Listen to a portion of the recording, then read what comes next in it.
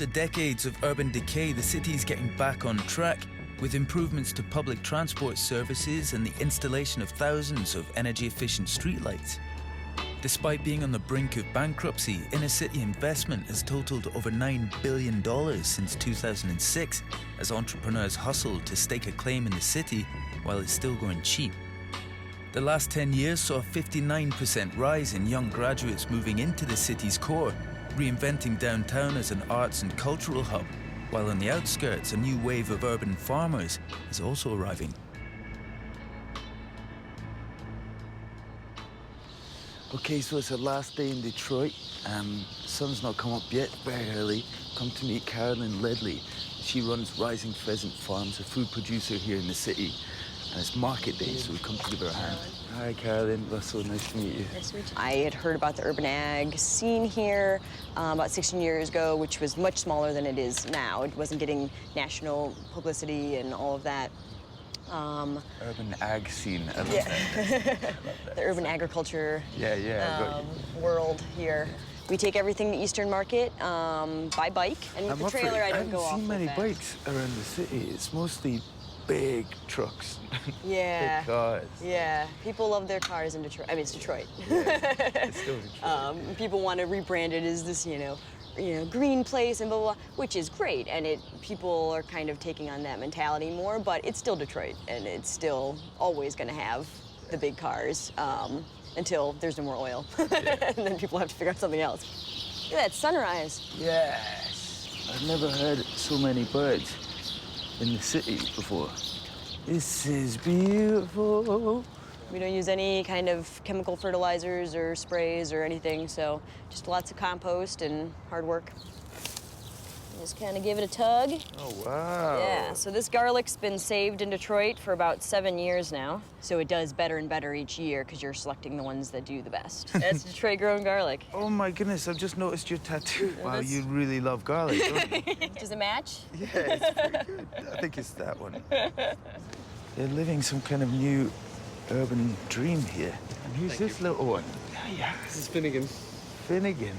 But yeah, most of the folks that still live here now kind of have been through hell and back, in this neighborhood with crack issues and drugs and gangs and whatever. And so I feel like the folks that are here now are probably not going anywhere. They've kind of They're pretty lived through resilient. everything. There's still some more affluent areas, but they're kind of few and far between. And so I found it interesting talking with Gary Wozniak about his plans for agriculture in the city and scaling it up to the point that it's helping turn the fortunes of Detroit around. What do you think of that? I don't know. I just tend to be pretty weary of the urban ag is the solution to everything. Yeah, Just like sure. the automobile industry was the solution to everything. Sure, the same model, just different product. Exactly, Okay. Instead of making cars, you're just making vegetables. And I mean, I think that we need to slowly transition to a smaller scale, more sustainable agriculture. And I think pretty, soon that economically, it just won't make sense to grow the way we do now. Our whole entire society is completely reliant on the fact that oil is cheap. Yeah. So once that one element isn't so cheap anymore, I mean, everything will change.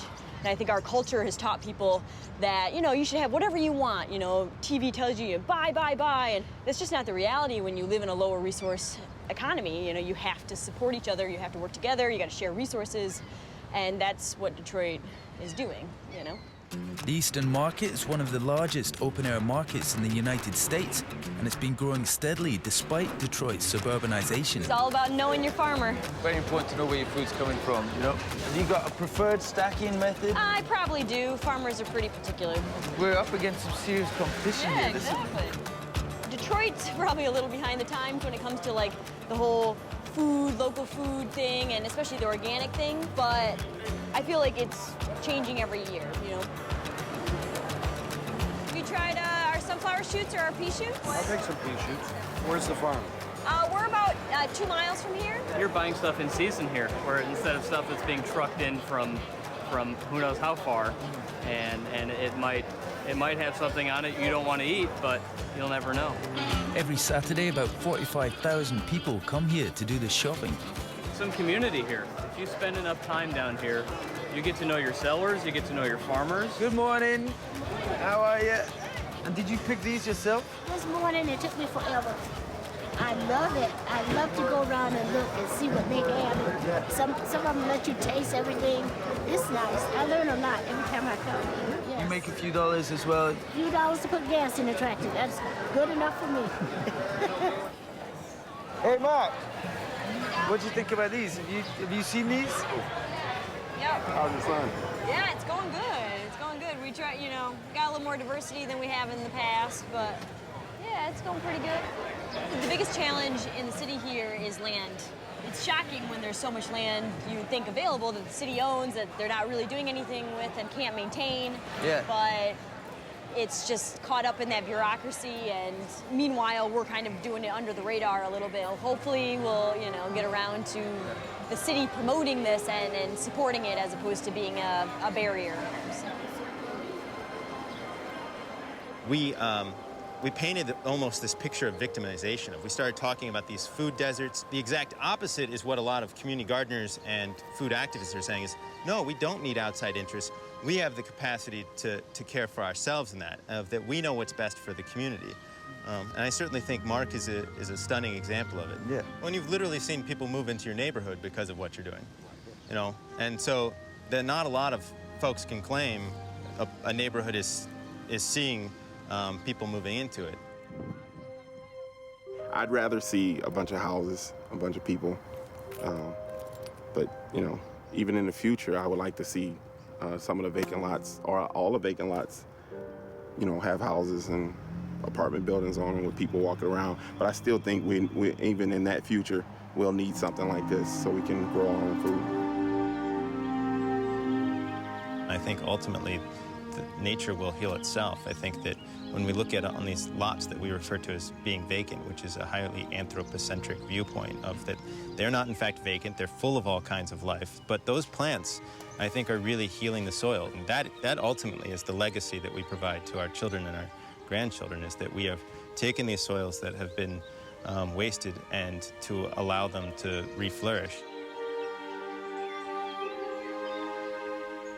Everything has a seed, you know, everything grows from a seed, and it had to start somewhere, so.